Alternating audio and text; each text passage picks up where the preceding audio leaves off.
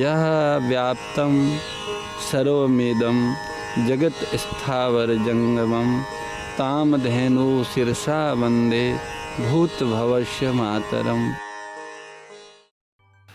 जो अपना होता है वो ही मीठा लगता है, और अपनापन सुरक्षित होता है चाह रहित होने से। अगर हम भगवान से कुछ चाहेंगे तो भगवान में अपनापन सुरक्षित नहीं रहेगा, क्योंकि चाह के अनुसार कभी कुछ मिलेगा, कभी नहीं मिलेगा, नहीं मिलेगा तो अपनापन नहीं रहेगा। जो अपने पास है उसे दे डालने, उसको देने से अपनापन सुरक्षित होता है। जो कुछ अपने पास है वो उसी का ही है। जो कुछ अपने पास है वो है किसी का दिया हुआ। जिसका दिया हुआ है उनको सब कुछ समर्पित करने से अपनापन सुरक्षित रहता है। इसी से नित्य संबंध और जातीय एकता होती है। पूरा समर्पण करने से उस प्रभु से नित्य संबंध हो जाता है, जिनसे हमारी जातीय एकता है। जातीय एकता का अर्थ ये नहीं है कि हम ब्राह्मण हैं या हम वैश्य हैं तो हमारी जातीय एकता वैश्यों से हो गई, वणिकों से हो गई। इसका नाम जातीय एकता नहीं है। असली अर्थ में हमारी जातीय एकता उससे हो सकती है जिसके और हमारे बीच में स्वरूप की भिन्नता न हो। उदाहरण के लिए यदि किसी से पूछा जाए कि क्या आप वो ही है जो 25 वर्ष पहले थे, तो वो कहेगा जी मैं वही हूं। विचार करें, उसमें परिवर्तन नहीं हुआ। परिवर्तन हुआ शरीर में, परिस्थिति में, भावनाओं में, विचारों में, प्रवृत्तियों में, इनमें सब में परिवर्तन हुआ। तो जिसमें परिवर्तन हुआ वह उसकी जाति का नहीं है। जिसमें परिवर्तन नहीं हुआ वो उसकी जाति का है। इसका अर्थ ये हुआ कि हम और हमारे शरीर में जातीय एकता नहीं है। क्यों? क्योंकि हम तो 25 वर्ष पहले थे वो ही आज हैं, पर शरीर बदल गया, मन बदल गया, बुद्धि बदल गई, प्रवृत्ति बदल गई। तो जो बदल गया है वो बदलने वाली जाति का है, और जो नहीं बदला वो नहीं बदलने वाले की जाति का है। बदलने वाला मतलब नाशवान, परिवर्तनशील मानी नाशवान। तो शरीर परिवर्तनशील है, शरीर मन बुद्धि है, और इधर ये संसार भी परिवर्तनशील है, बदलने वाला है। तो शरीर और संसार दोनों एक जाति के हुए, और जो हम हैं 25 साल पहले थे वो ही आज हम हैं, न बदलने वाले। न बदलने वाले हमारा संबंध न बदलने वाले परमात्मा के साथ है। संसार में परमात्मा और शरीर में आत्मा, ये दो नहीं बदलते। तो आत्मा का संबंध परमात्मा से है और शरीर का संबंध संसार से है। तो शरीर संसार की जाति का हुआ। शरीर में संसार के साथ शरीर की जातीय एकता है, और हमारी परमात्मा के साथ जातीय एकता है। हमारे प्राण इंद्रिय मन बुद्धि से जातीय एकता नहीं है। संसार में जो कुछ इंद्रियों के ज्ञान से या बुद्धि के ज्ञान से देखने में समझने में आता है, उसमें भी कोई ऐसी वस्तु नहीं है जिसमें परिवर्तन न होता हो। अतः उससे भी हमारी जातीय एकता नहीं है। इस दृष्टि से संसार से हमारी जातीय एकता नहीं है, उससे हमारी मानी हुई एकता है। हमने मान रखा है कि हम बणिक है तो बणिक बणिक सब एक समाज के, हम ब्राह्मण है तो ब्राह्मण ब्राह्मण एक समाज के, सब मानी हुई एकता है। हम दिल्ली वासी है तो सब हम एक है, हम राजस्थान वासी तो हम एक है, हम हरियाणा वासी, तो इस मानी हुई बात है। हम अभी हरियाणा में है, पिछले जन्म में पंजाब में होंगे, उसके पिछले जन्म में कहीं और होंगे, अगले जन्म में कहीं और होंगे। अभी हम बणिक है, पिछले जन्म में हम ठाकुर होंगे, अगले जन्म में बामन होंगे, पता नहीं किस जन्म में क्या होंगे।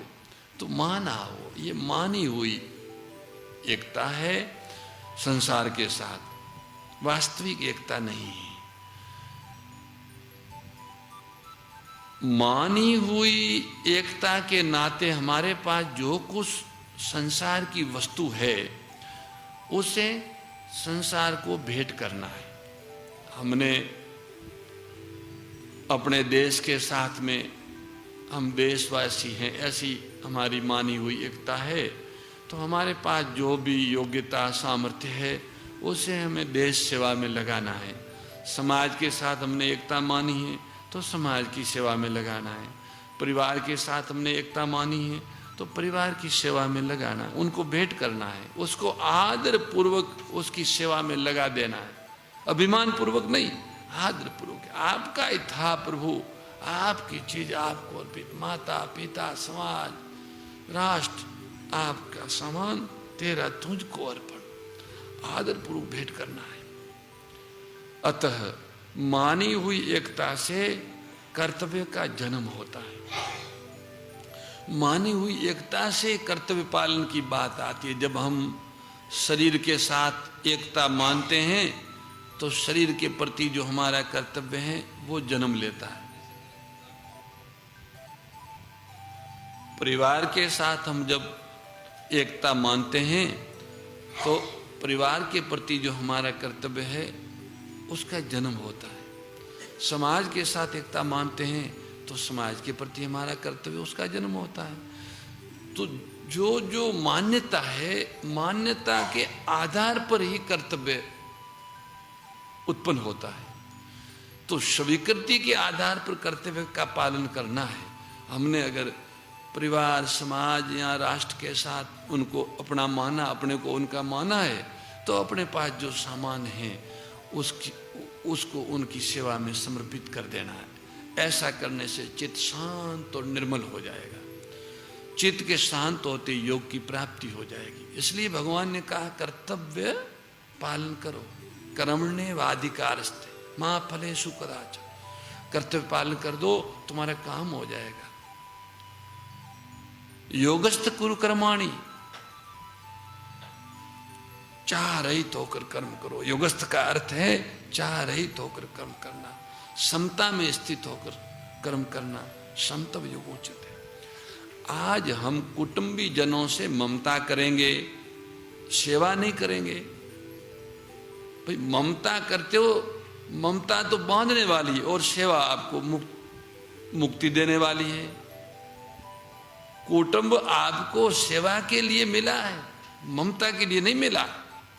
पर उल्टा काम होता है, सेवा तो करते नहीं, ममता करते हैं। जिसके साथ हम रहते हैं, जो हमारे साथ रहते हैं, उनसे ममता रखेंगे पर उनकी सेवा नहीं करेंगे।